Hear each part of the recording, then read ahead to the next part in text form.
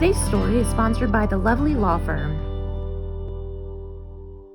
Good morning. Thanks so much for watching Living Local. You guys are in for a treat today because we are back with Chris Best talking about Biker Dad, the Biker Dad show.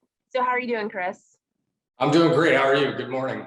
I'm doing great. I'm excited to chat with you because I love what you're doing. So tell folks, if they haven't already seen our previous show about Biker Dad, give them a little lowdown on what it's about.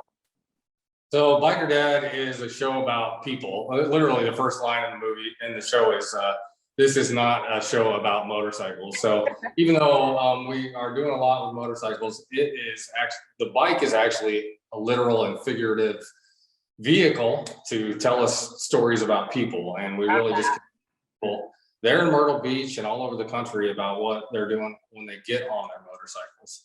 A lot of people don't realize this, but when you see a group of bikers going down the road, if it's 4 or more, they're probably on the way to do something good in their community. And that's what we're telling the stories about.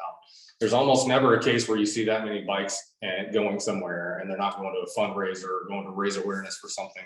And that story just isn't being told very much. And so I started telling that story.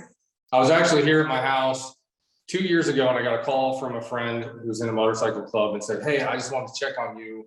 I thought you might be in an accident. There's a crash near your house and it's involving a child, and I have 4 kids and sometimes they ride around with you." It wasn't me, obviously, but I ran over there to the scene just a couple miles from my house, and it was a horrific crash. I couldn't even tell what kind of bike it was. It was blown to pieces. Well, it ended up that this man and his 12-year-old grandson were on a staycation riding around our beautiful area on a motorcycle, Caleb's first ride ever. And they were almost home and they got hit head on by an SUV.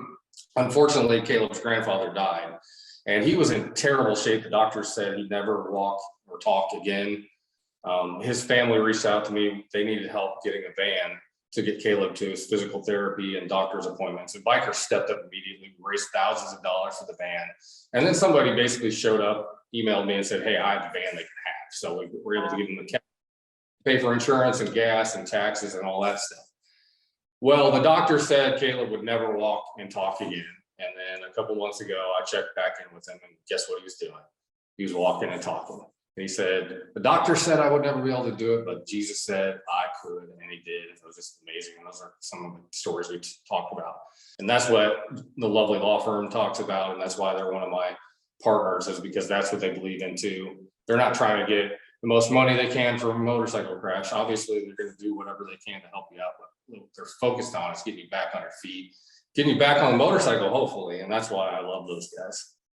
Yeah, I agree. And, they do so many great things of even just trying to educate bikers on safety and things that they can do if they do, heaven forbid, get into an accident. And so, yeah, I just love it. And I love the stories. I love what you're spreading. Now, you are in Pensacola, as you said, and that's awesome. But you are localizing this to all different markets. You've already been to Myrtle Beach and kind of showcased some of our area bars and festivals going on. Tell me a little bit about that. Yeah, I had never been to Myrtle Beach until this last bike week, which was the first episode that aired on WBTW. And I fell in love with it. It was awesome. I'm coming back as often as I can. I'll be there for spring. And Justin will let me know what else is going on there. But also, I want to stay connected to the Myrtle Beach community. So get on all of my social medias. It's at TV Biker Dad on everything. And if there's something going on in Myrtle Beach that you want me to focus on, send it to me. I'll share it, help you promote it. But also, if you shoot a little video, send it to me. It'll be on the TV show. And I'll get there as often as I can as well. The show is going on across the country, so I'm trying to get to as many places as I can. But it is Biker Dad, so I do have to spend some time at home with the kids. And so I'm on the road a lot, but I try to schedule it around to where I can spend some time with the kids and really focus on the communities that have picked up the show as well. Yeah. So where should folks kind of send videos if they take those while they're out? Same thing, all of my social media accounts are at TV Biker Dad, like television Biker Dad, or they can just email me, tvbikerdad@yahoo.com. Well, and thanks for taking time out of your day to introduce us into Biker Dad, which you can watch Saturdays at 7:30 p.m. on WBTW. Thanks again, Chris. We appreciate it. Awesome. Thank you. And thank you guys for watching Living Local today. We'll be right back.